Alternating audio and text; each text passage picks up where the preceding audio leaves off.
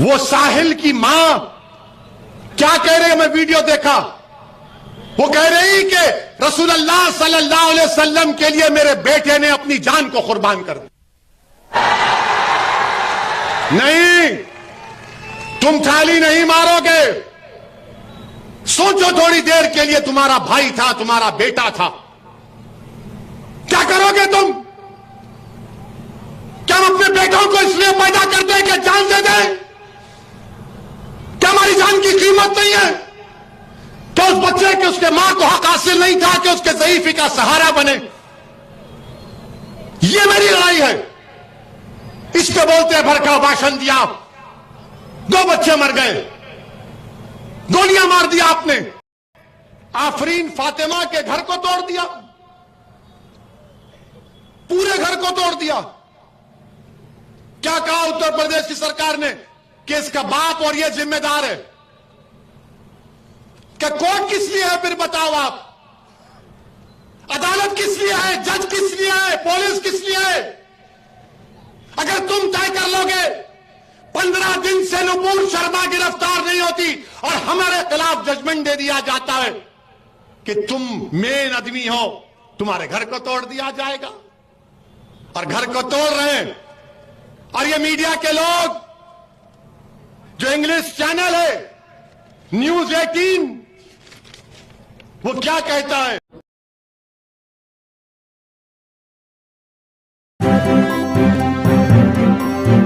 Media voice, आपकी आवाज। Sir पे गोली मार दी साहिल के। ये बच्चों को गोली मारेंगे आप? बताओ, झारखंड की हुकूमत जो कांग्रेस की सरकार है, जीएमएम की सरकार है, 2 बच्चों को गोली मार दिए। अफसर आलम एक बच्चा है, 6 गोलियां उसको मारी गई, 4 निकाली गई, 2 गोलियां उसके जिस्म में। और वो साहिल की मां क्या कह रहे हैं, मैं वीडियो देखा। वो कह रही कि रसूलुल्लाह सल्लल्लाहु अलैहि वसल्लम के लिए मेरे बेटे ने अपनी जान को कुर्बान कर दी। नहीं, तुम थाली नहीं मारोगे। सोचो थोड़ी देर के लिए, तुम्हारा भाई था, तुम्हारा बेटा था, क्या करोगे तुम? क्या हम अपने बेटों को इसलिए पैदा करते हैं कि जान दे दें? क्या हमारी जान की कीमत नहीं है? क्या उस बच्चे के उसके मां को हक हासिल नहीं था कि उसके ज़ईफ़ी का सहारा बने? ये मेरी लड़ाई है। इस पे बोलते हैं भड़काऊ भाषण दिया, 2 बच्चे मर गए, गोलियां मार दिया आपने। ये नहीं होता था अगर देश के प्रधानमंत्री एक्शन ले लेते। मैं वायलेंस को कंडेम करता हूं, प्रोटेस्ट होना चाहिए, मगर संविधान के दायरे में होकर रहना चाहिए। प्रोटेस्ट करना हमारा बुनियादी हक है, फंडामेंटल राइट है, मगर अमन के साथ। यहां पर 2 बच्चे चले गए, प्रयागराज में लोगों ने प्रोटेस्ट किया तो आपने आफरीन फातिमा के घर को तोड़ दिया, पूरे घर को तोड़ दिया। क्या कहा उत्तर प्रदेश की सरकार ने कि इसका बाप और ये जिम्मेदार है? क्या कोर्ट किस लिए है? फिर बताओ आप, अदालत किस लिए है? जज किस लिए है? पुलिस किस लिए है? अगर तुम तय कर लोगे 15 दिन से नुपुर शर्मा गिरफ्तार नहीं होती और हमारे खिलाफ जजमेंट दे दिया जाता है कि तुम मेन आदमी हो, तुम्हारे घर को तोड़ दिया जाएगा। और घर को तोड़ रहे हैं। और ये मीडिया के लोग, जो इंग्लिश चैनल है न्यूज़ 18, वो क्या कहता है? वो क्या कहता है कि आफरीन फातिमा के घर से, आफरीन फातिमा के घर से एक पोस्टर निकला। पोस्टर पर वो रिपोर्टर दिखा रहा है, अंग्रेजी में लिखा है, when injustice becomes law, rebellion becomes a duty. उसका माने यह है कि जब नाइंसाफी एक कानून बन जाता है तो उसके खिलाफ एहतजाज करना सबकी जिम्मेदारी बनती है। यह थॉमस जेफरसन अमेरिका के सदर ने कहा था। और ये रिपोर्टर का इसके ये निकला ये निकला। क्या कोई बम बनाने का सीक्रेट निकला? क्या कोका कोला का फार्मूला निकला? वही बात, when injustice becomes law, rebellion becomes a duty। ये कौन लिखा था मालूम आपको? महाराष्ट्र के ex chief minister Devendra Fadnavis की पत्नी ने ट्विटर पर लिखा था। तुम तोड़ोगे घर जाकर फडणवीस का? हमारा घर तोड़ दिया तुमने। तुम कौन होते अगर उसने किया? आफरीन फातिमा के बाप ने किया तो कोर्ट में चलाओ ना केस, सजा दिलाओ उसको, जेल में डालो, कोर्ट में कन्विक्ट कराओ। क्या उत्तर प्रदेश का मुख्यमंत्री उत्तर प्रदेश का चीफ जस्टिस बन चुका है कि वो फैसला करेगा कि किसका घर तोड़ दिया जाए? अगर आफरीन फातिमा के बाप को सजा भी होगी तो घर कैसा तोड़ते हैं आप? मुझे सजा होगी तो मेरा घर कैसा तोड़ेंगे आप? मुझे सजा होगी ना, मेरे घर को तो नहीं तोड़ा जा सकता। सारी दुनिया के सामने आपने उस बच्ची के घर को तोड़ा, बुलडोजर लगाकर तुमने।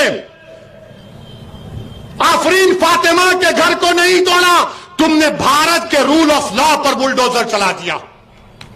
तुमने भारत की बुनियादों को कमजोर करने का काम किया। बताओ देश के प्रधानमंत्री, ये नफरत नहीं है तो क्या है बताओ आप? अगर वो जिम्मेदार है तो चलाओ ना कोर्ट में केस। अच्छा, घर किसका तोड़ते हैं? उस बच्ची का घर तोड़ते हैं जो उसके बाप को मुल्जिम करार दे रहे हो। बाप का घर नहीं है, उसकी बीवी का घर है। बोलते इलीगल बनाया गया। तो क्या 6 साल से यूपी में बीजेपी की सरकार सो रही थी? और आपने क्या किया?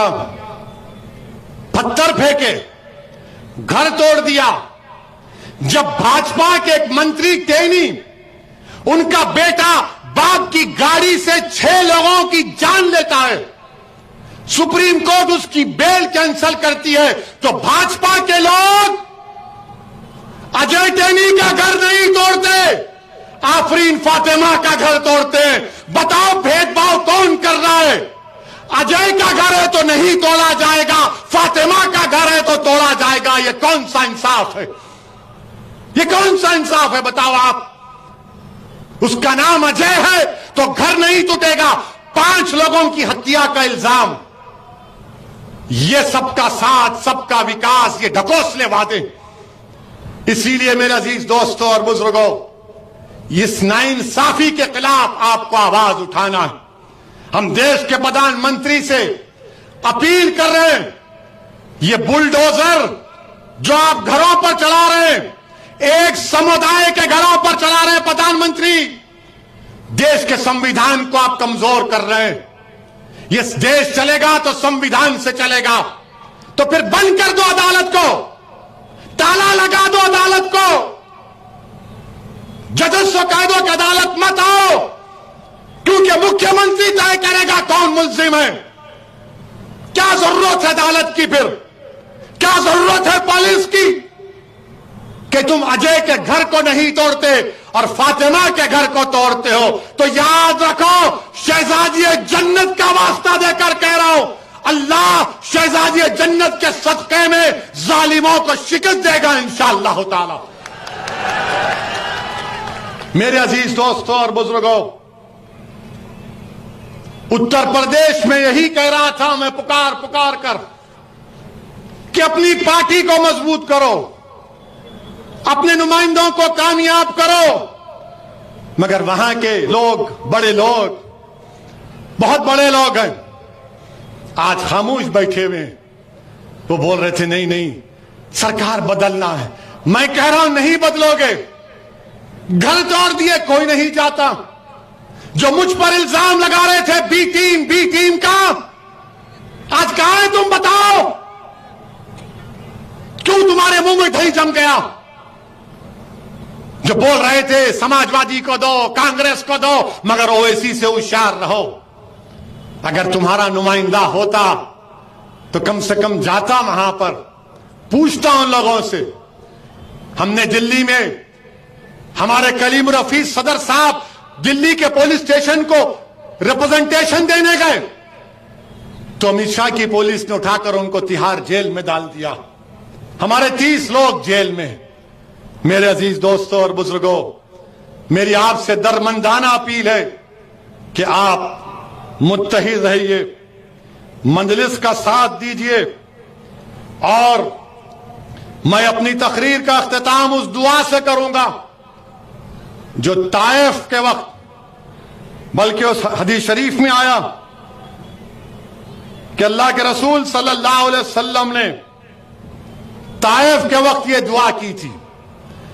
आज आप और हम रब्बे कायनात के सामने हाथ उठाकर हम दुआ करते हैं कि इसका तर्जुमा पढ़ रहा हूं जो किसी आलिम दीन ने मुझे भिजाया कि अल्लाह के रसूल सल्लल्लाहु अलैहि वसल्लम ने ताइफ के सफर में, ताइफ के वक्त ये दुआ फरमाई थी कि अल्लाह, मैं अपनी कमजोरी और वसाइल की कमी और लोगों की नजर में बेवक्ती का शिकवा आपसे करता हूं।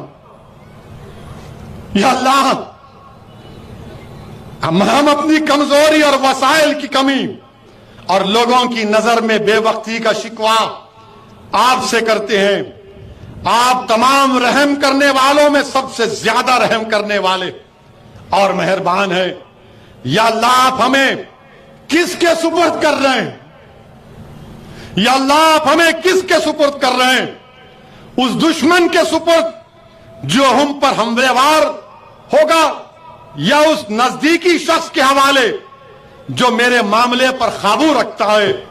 ऐ अल्लाह, अगर हमसे नाराज नहीं है तो मैं किसी बात को खातिर में नहीं रखता। हां, आपकी आफियत हमसे बहुत ज्यादा है।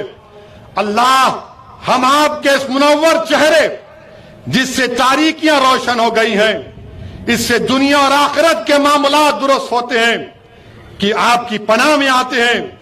आपके गजब के नाजिल होने से और आपकी नाराजगी के शिकार होने से तेरे ही तरफ लौटते हैं। या अल्लाह, यहां तक कि आप राजी हो जाएं और आपके सिवा किसी की कोई ताकत और तदबीर नहीं है, तो अपने रिश्ते को अल्लाह से मजबूत रखो।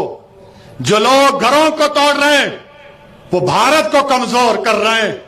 याद रखो भाजपा वालों, इख्तिदार हमेशा तुम्हारे पास नहीं रहने वाला है, देश रहेगा इंशाअल्लाह ताला, और देश को मजबूत रखना है।